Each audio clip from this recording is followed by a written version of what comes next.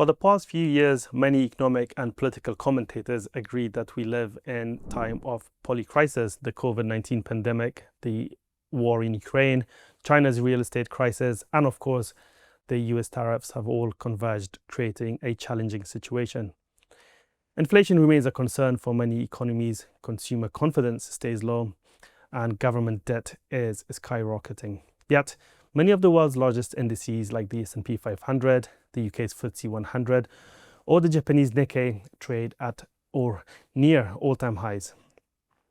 Joining me today is StoneX Director of Global Macro Strategy, Vincent Deluard. Vincent, there is an apparent contradiction between persistent global instability and the buoyancy in major stock indices. Could you explain this paradox?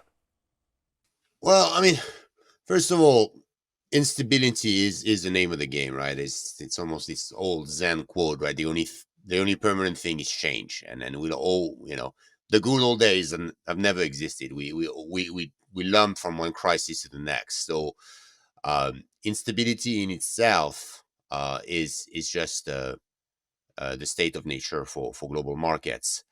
And then there is a second force, other than, I guess, human ingenuity, is the policy response. Especially since COVID, we've lived in a world of what I call the hyper-reactive policymaker, where even before we get the consequence of a shock, we have a policy response that is sometimes magnitudes larger than the initial shock. So you end up with things that kind of appear very counterintuitive, like a global pandemic actually boosting GDP. And of course, it's not the pandemic that did it, but it's the biblical wave of monetary and fiscal stimulus that this pandemic unleashed, which then caused GDP, and especially nominal GDP, to skyrocket in the following years. Every time a big shock happens, markets dive, but seem to recover pretty quickly.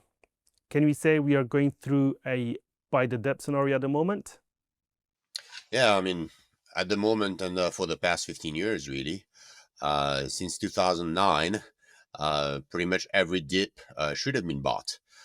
So any trader, any investor that started for the past 15 years has been making money that strategy, and there's this kind of self-reinforcing loop. If you know that stocks are going to rise on Monday, you buy them on Friday, and then you realize they start rising on Friday, so you buy them on Thursday. So every time that a pattern appears, it gets reinforced over time, and I think that's definitely the case with buy the dip. So there's a psychological phenomenon, and most likely, also, I think we have to talk about the role of passive investing here. In the US, most so pension funds are a thing of the past. Most people are invested in what's called a 401k, which is an account that by default now gets automated into a target date fund, which is managed by an index fund. And the index fund doesn't look at the geopolitical context. It doesn't look at the tariff announcement. It doesn't look at what the Fed is doing, or whether Russia has invaded Ukraine, or whether there's a risk of nuclear war in the Middle East. No, the index fund just looks as whether it has money, and if it has money, it will buy stock.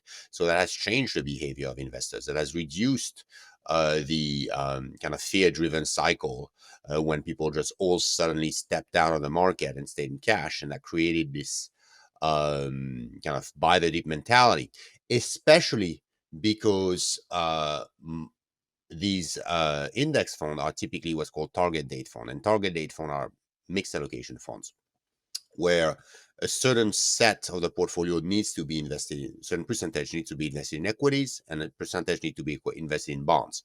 So let's say for someone my age, I would probably be in the 70-30, 70% stocks, 30% bond.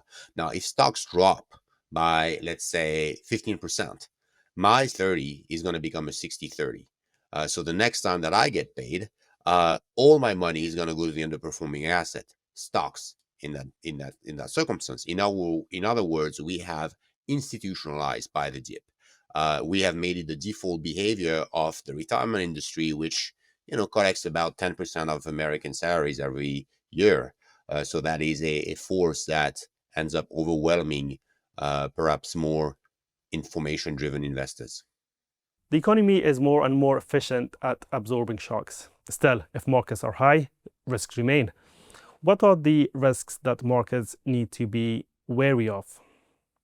Well, I mean, I think the elevated level of market is a risk in itself. I mean, when you have very high valuations,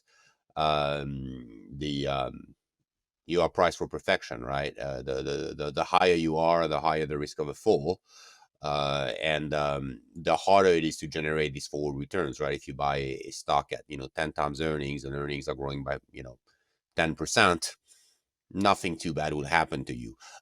If you buy the same stock at 100 times earnings, it's going to take you a long time to achieve a certain investment outcome, unless, of course, multiples keeps expanding forever, which historically doesn't happen.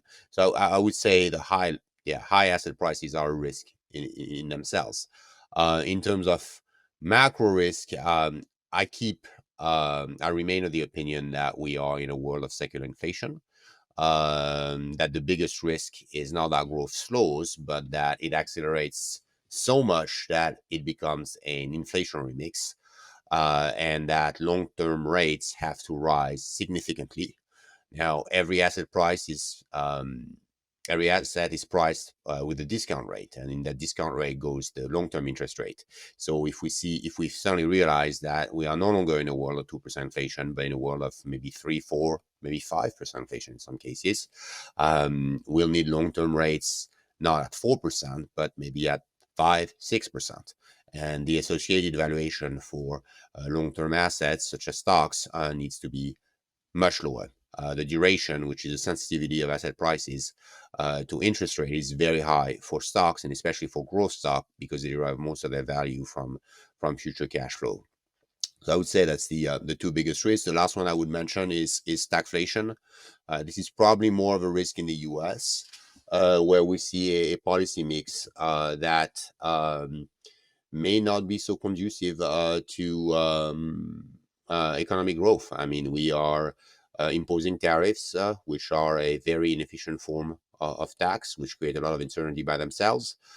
We are closing the border and causing the population to shrink, which is not good for output. And at the same time, we still have massive stimulus in place, both fiscally, and then I'm afraid we'll see more monetary stimulus because of the politicization of the central bank. Vincent, thank you so much, and thank you for watching. For more financial content, don't forget to like and subscribe to our channel.